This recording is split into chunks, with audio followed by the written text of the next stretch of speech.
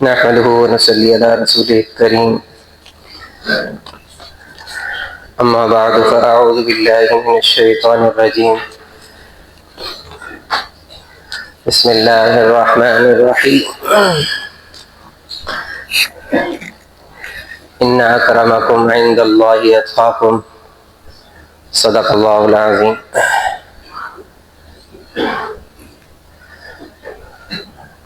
محترم سامعین کرام، السلام علیکم ورحمۃ اللہ وبرکاتہ۔ وعلیکم السلام۔ جنگ موتا کے اندر جو واقعات اور اسباق ہمارے سامنے آتے ہیں، ان میں سے ایک چیز میں نے عرض کی تھی کہ ایک معجزہ رسول اللہ صلی اللہ علیہ وسلم کا ظاہر ہوا۔ معجزہ اللہ تعالیٰ ظاہر فرماتے ہیں اپنے بھیجے ہوئے نبی پر، اور ہر نبی نے اپنے معجزات امت کے سامنے رکھے ہیں۔ قرآن مجید کے اندر ان معجزات کو آیات سے بھی تعبیر کیا گیا، اسی طرح ان معجزات پر ایمان رکھنا ہم سب کے ذمہ ضروری ہے، لازم ہے۔ وہ معجزات جن کا ذکر اللہ نے قرآن میں کیا، ان پر بھی رکھنا واجب اور ضروری ہے۔ اسی طرح جو محمد الرسول اللہ صلی اللہ علیہ وسلم نے بیان فرمائے یا صحابہ نے دیکھے، ان پر ایمان رکھنا بھی ضروری ہے۔ دوسری چیز اس سلسلے میں ایک اور آتی ہے، وہ آتی ہے کرامات۔ ہمارے یہاں ایک لفظ بولا جاتا ہے کرامت۔ ایک میں نے عرض کیا تھا ارہاسات، کہ نبی علیہ السلام یا کسی نبی کی پیدائش سے پہلے، ان کے نبی بننے سے پہلے، نبوت ملتی ہے 40 سال میں، اس سے پہلے کچھ ایسے واقعات رونما ہوتے ہیں جو عام انسان نہیں کر سکتا، تو وہ ایک نبی کے یہاں ہو جائیں تو وہ کہلاتے ہیں ارہاسات۔ پھر آتا ہے معجزہ۔ تیسری چیز آتی ہے کرامت۔ تیسری چیز آتی ہے کرامت، اس کو بھی سمجھنا چاہیے۔ کرامت ہم عام طور پر کہتے ہیں جی یہ فلاں بزرگ کی کرامت ہے، فلاں بزرگ کی کرامت ہے، فلاں بزرگ کی کرامت ہے، تو اس کا انکار نہیں ہے۔ معجزہ کسی نبی کی اختیار میں نہیں ہوتا، تو کرامت کسی بزرگ کی اختیار میں ہوگی؟ نہیں ہوگی۔ آسان سی بات ہے۔ جو معجزہ دکھاتا ہے نبی، وہ اللہ کے حکم سے دکھاتا ہے، اپنی ذات کے اعتبار سے تو نہیں دکھا سکتے۔ اللہ کا حکم شامل حال ہوتا ہے تو ولی اپنی کرامت دکھائے اپنے آپ سے، تو یہ ناممکن سی بات ہے، یہ ناممکن سی بات ہے۔ اب کچھ ہمیں نظر آتی ہیں چیزیں جو ایک شعبدہ بازی ہوتی ہے، جادو کے ذریعے سے ہوتی ہے، ایک وہ چیز ہوتی ہے، ایک کرامت ہوتی ہے۔ فرق کیا ہے؟ فرق یہ ہے کہ جو آدمی اللہ رب العزت نے جو فرائض ذمہ لگائے ہیں ان کو پورا کرتا ہو، گناہ نہ کرتا ہو، کبیرہ گناہوں سے بچتا ہو، صغیرہ گناہ ہو جائیں تو توبہ کرتا ہو، نوافل کی بھی کثرت ہو، پابند صوم و صلات ہو، باشرع آدمی ہو، اس سے اگر کوئی ایسی چیز سرزد ہو جائے تو ٹھیک ہے، اس سے شریعت کا کوئی حکم ثابت بھی نہیں ہوتا۔ میں ایک روایت پڑھوں گا کہ رسول اللہ صلی اللہ علیہ وسلم نے فرمایا، اللہ تعالیٰ کا قرب حاصل کرنے کے لیے فرائض سے بڑھ کر کوئی چیز نہیں، یعنی کوئی بھی اللہ کا حکم جو فرض ہے بندے پر، جب وہ کرتا ہے تو اللہ کے قریب ہو جاتا ہے۔ اور پھر نوافل کے ذریعے اللہ کا قرب ہے۔ نوافل سے مراد یہ نہیں ہے کہ نفل نماز، ہر نفل کام، واجبات فرائض کے علاوہ، وہ چاہے مالی لحاظ سے ہو، چاہے جسمانی لحاظ سے ہو، روزے کی شکل میں ہو، نماز کی شکل میں ہو، تلاوت کی شکل میں ہو، کسی بھی لحاظ سے ہو، وہ کرتا رہتا ہے تو یہ بندہ اللہ کے قریب ہوتا چلا جاتا ہے۔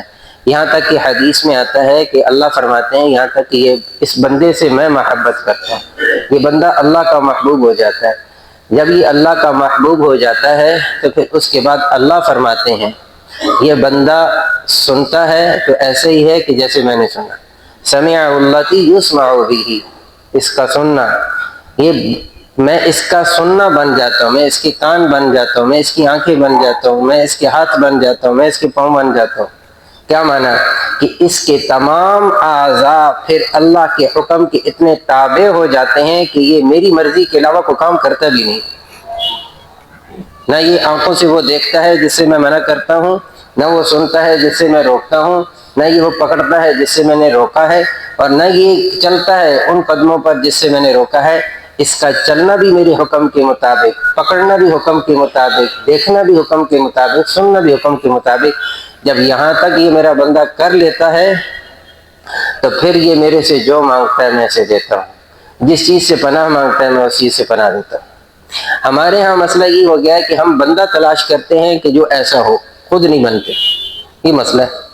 حالانکہ رسول اللہ صلی اللہ علیہ وسلم نے یہ نہیں فرمایا کہ مسجد کا امام ہو تو اس میں کوئی شک نہیں کہ ہونا چاہیے، لیکن یہ نہیں ہے کہ باقی کی پوری امت جو ہے وہ اس کام کو چھوڑ دے اور ایک بندہ ہو جس کے ذمہ یہ لگا دیا جائے کہ سارے نیک کام وہ کرے اور باقی کوئی اور کام نہ کرے۔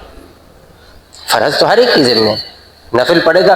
ہر بندہ اللہ کا ولی بن سکتا ہے، ہر بندہ بن سکتا ہے۔ اللہ اور اس کے رسول صلی اللہ علیہ وسلم پر ایمان لائے، ایمان لانے کے بعد جو اللہ اور اس کے رسول صلی اللہ علیہ وسلم نے احکامات دیے ہیں ان احکامات کو پورا کرے تو یہ اللہ کا ولی ہے۔ اور کیا ہے؟ یہ اللہ کا ولی ہے۔ پھر اللہ رب العزت اپنے اس بندے کی تکریم کرتے ہیں، پھر اللہ رب العزت اس بندے کی عزت کرتے ہیں، لوگوں کے سامنے اس کی عزت بڑھاتے ہیں۔ جب بندہ یہ سارے کام کرتا ہے جو اللہ رب العزت نے اسے کہے ہیں کرنے کے، ان سے روکتا ہے جن سے روکا ہے، پھر ہوتا کیا ہے؟ پھر ہوتا یہ ہے کہ اللہ رب العزت اپنے عرش پر اعلان کرتا ہے کہ جبرائیل علیہ السلام کے سامنے، دیکھ جبرائیل، دنیا کے اندر فلاں بندہ ہے، میں اس سے محبت کرتا ہوں، لہذا اے جبرائیل تم بھی اس سے محبت کرو۔ پھر جبرائیل سے فرماتے ہیں کہ آسمانوں کے اندر اعلان کرو باقاعدہ طور پر کہ فلاں بندہ ہے، اس سے اللہ محبت کرتے ہیں، جبرائیل محبت کرتا ہے، سارے آسمان کے فرشتے بھی اس سے محبت کریں۔ پھر آسمانوں سے یہ محبت زمین پہ اتاری جاتی ہے، پھر جب زمین پہ آتی ہے پھر زمین والے اس سے محبت کرتے ہیں۔ اور وجہ کیا ہوتی ہے؟ وجہ پیچھے ایک ہی ہے کہ اس نے اللہ اور اس کے رسول کے حکم کو مانا ہے، اور کیا کیا؟ کچھ بھی نہیں۔ نہ یہ چلے کاٹے، نہ یہ ریاضتیں کرے، نہ یہ پہاڑوں میں چلا جائے، نہ کوئی اور شکل و صورت اختیار کر لے، کچھ نہ کرے، صرف اللہ کے احکامات کو پورا کرے۔ یہ اللہ کا ولی ہے، یہ اللہ کا دوست ہے، ہر بندہ بن سکتا ہے اور ہونا بھی چاہیے۔ اللہ کو اپنا بندہ بہت ہی محبوب ہے، بہت ہی پسند ہے۔ تھوڑی سی تگودو یہ کرنی ہے کہ جو کہا ہے کرنا ہے، جس سے روکا ہے اسے رک جانا ہے۔ ہمارے بزرگ تو یہاں تک فرماتے ہیں ایک بندہ سنت کے مطابق بیت الخلاء جائے، عین اس لمحے وہ اللہ کا ولی ہوتا ہے۔ کیوں؟ ایک سنت کو اس نے زندہ کیا ہے، ایک سنت پر عمل کیا ہے، ایک سنت پر عمل کیا۔ اب یہ ہے کہ بعض چیزیں ایسی ہوتی ہیں جو اللہ رب العزت دکھلاتے ہیں۔ خود امام بخاری رحمۃ اللہ علیہ نے بخاری شریف کے اندر بہت سارے واقعات لکھے ہیں، کتاب المناقب کے اندر امام بخاری رحمۃ اللہ علیہ خود روایات لے کر دو صحابہ کے بارے میں لکھا، حضرت عباد ابن بشر، حضرت اسید ابن حضیر رضی اللہ تعالیٰ عنہما نبی علیہ السلام کی خدمت میں بیٹھے رہے، کافی دیر ہو گئی رات کو، جب گھر جانے لگے تو اندھیرا تھا، بالکل اندھیرا۔ تو یہ دونوں بزرگ فرماتے ہیں کہ ہم چل رہے تھے اور ہمارے سامنے ایک روشنی تھی جو ہمیں راستہ دکھا رہی تھی، آگے آگے ہمارے روشنی، ہم اس روشنی کے پیچھے چل رہے تھے بغیر کسی ظاہری سبب کے، بغیر کسی ظاہری سبب۔ یہ بندہ نیک اعمال کرتا رہے، یہ اللہ کی باتوں کو مانتا رہے، اللہ رب العزت، اور پھر جب کوئی ایسا موقع آ جائے پھر یہ اپنے ان نیک کاموں کا حوالہ بھی دے سکتا ہے اللہ تعالیٰ سے، کوئی حرج کی بات نہیں۔ خود امام بخاری، امام مسلم رحمۃ اللہ علیہ نے دونوں بزرگوں نے ایک روایت نقل کی ہے، لمبی روایت ہے، میں مختصر کر کے خلاصہ، اکثر آپ حضرات کو معلوم ہوگی کہ رسول اللہ صلی اللہ علیہ وسلم نے خود واقعہ سنایا کہ تم سے پہلی امتوں کا ایک واقعہ ہے کہ اس میں کیا ہوا کہ 3 آدمی سفر پہ نکلے اور سفر پہ جا رہے تھے، راستے میں رات ہو گئی، ایک جگہ گزارنے کے لیے پہاڑ پہ گئے، دیکھا ایک غار ہے، کہاں یہاں رات گزارتے، صبح نکلے۔ جب تینوں اندر گئے تو کیا ہوا کہ اوپر سے ایک چٹان آئی اور بالکل اس کے منہ کے آگے آ گئی غار کے، اور اس کو بند کر دیا۔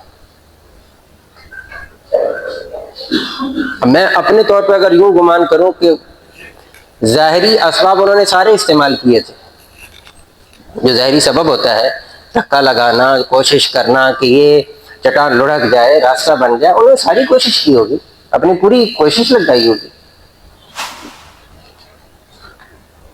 ہو سکتا ہے یہ میرا گمان ہے.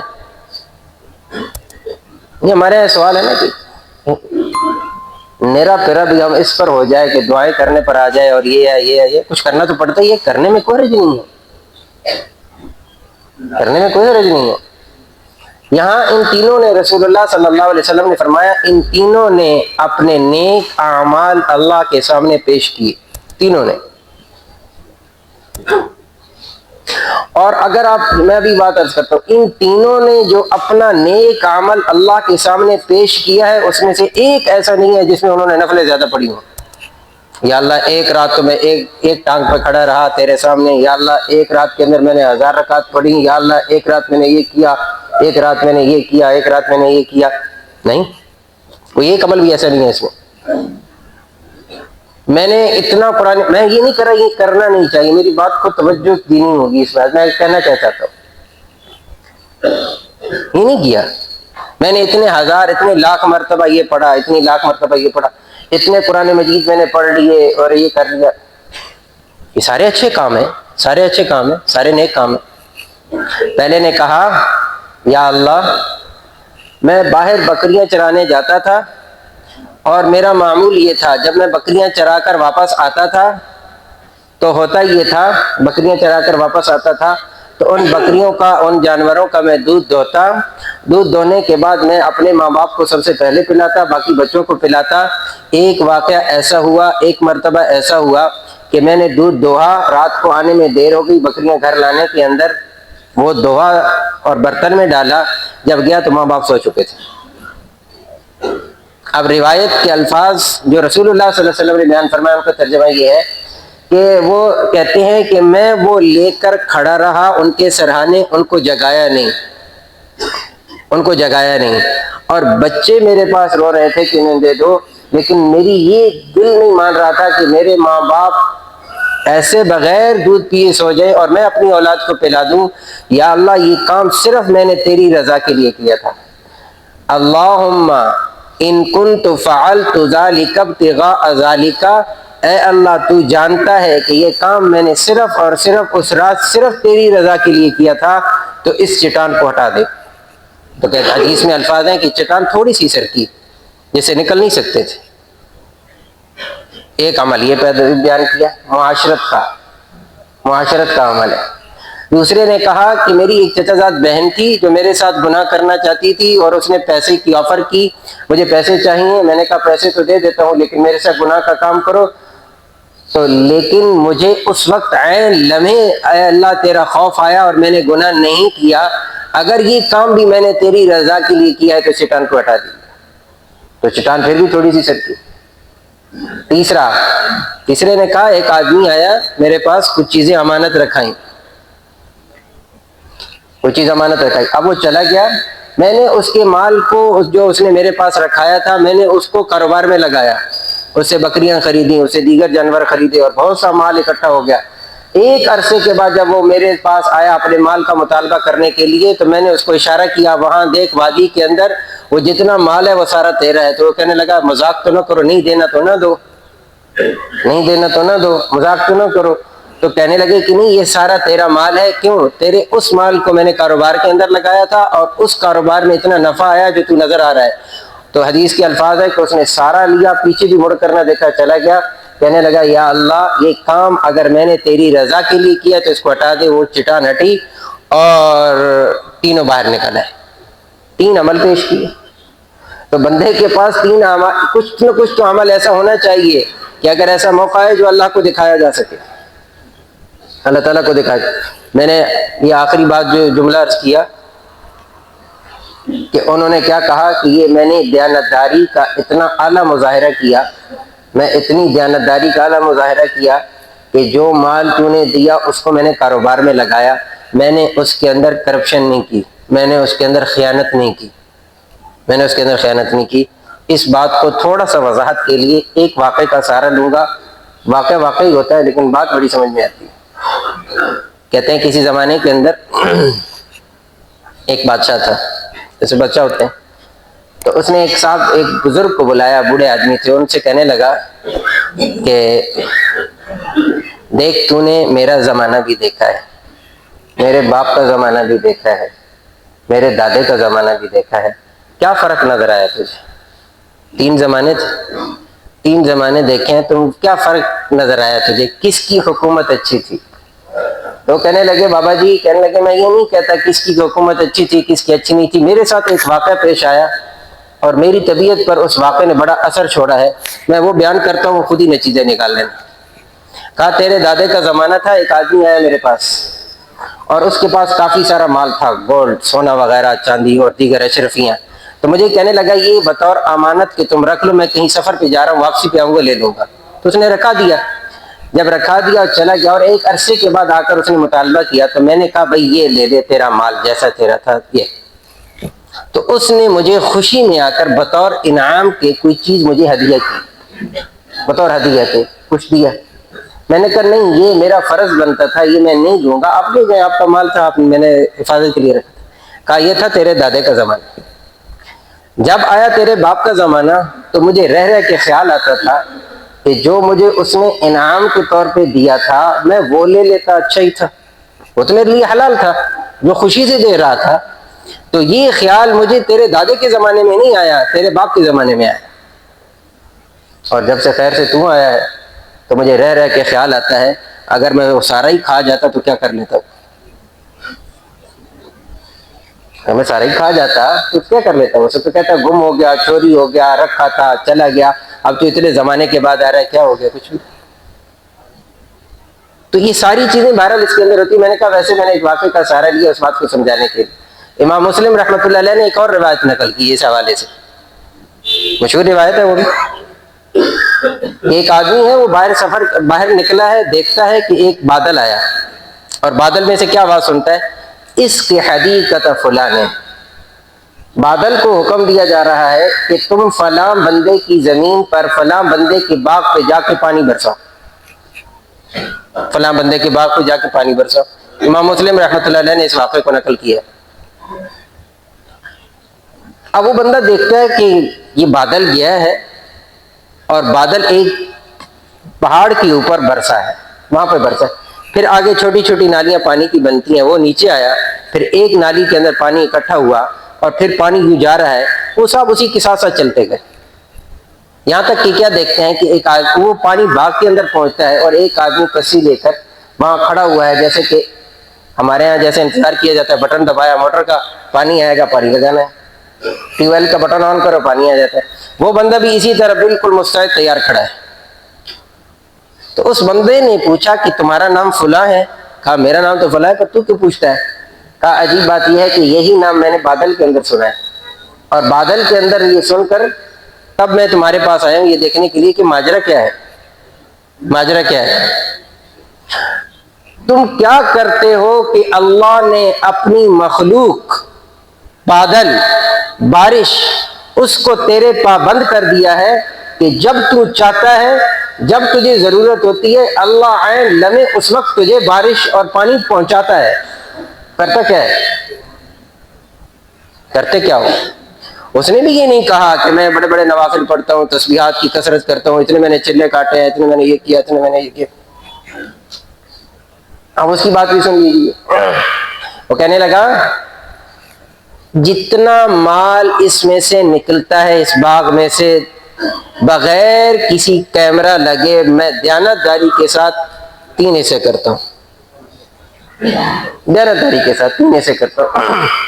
ایک حصہ اپنے بیوی بچوں کے لیے، اپنی ضرورت کے لیے استعمال کرتا ہوں، دوسرا حصہ اسی کے اندر لگاتا ہوں، اس کی بھی تو ضروریات ہے، اور تیسرا حصہ میں اللہ کے راستے میں خرچ کر دیتا ہوں۔ یہ کمٹمنٹ میری اللہ کے ساتھ ہے، اس کے اندر میں ڈنڈی نہیں مارتا، اللہ میرے ساتھ وہ کرتا ہے جو تو نے خود دیکھا ہے، اللہ میرے ساتھ وہ کر رہا ہے جو تو نے خود دیکھا ہے۔ کوئی مشکل کام نہیں ہے، میں ٹھیک ہو جاؤں، آپ ٹھیک ہو جائیں، سارے حالات انشاءاللہ ٹھیک ہو جائیں۔ اس لیے میں عرض کر رہا تھا کہ کرامت، کسی کی عزت جو اللہ کرتے ہیں وہ اللہ رب العزت کب کرتے ہیں؟ جب بندہ اللہ کے احکامات کی 100% عمل پہ آتا ہے، اس کے علاوہ نہیں ہو سکتا۔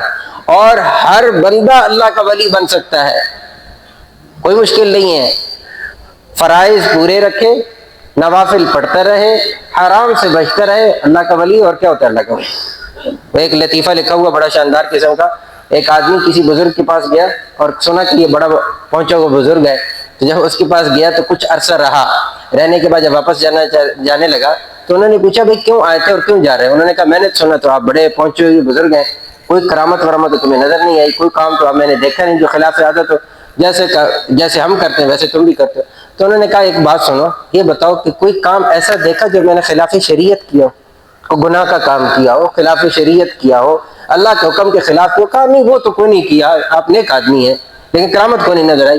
تو انہوں نے بڑا پیارا جواب دیا، انہوں نے کہا اس سے بڑی اور کرامت کیا ہو سکتی ہے کہ جو تو نے دیکھ چکا ہے؟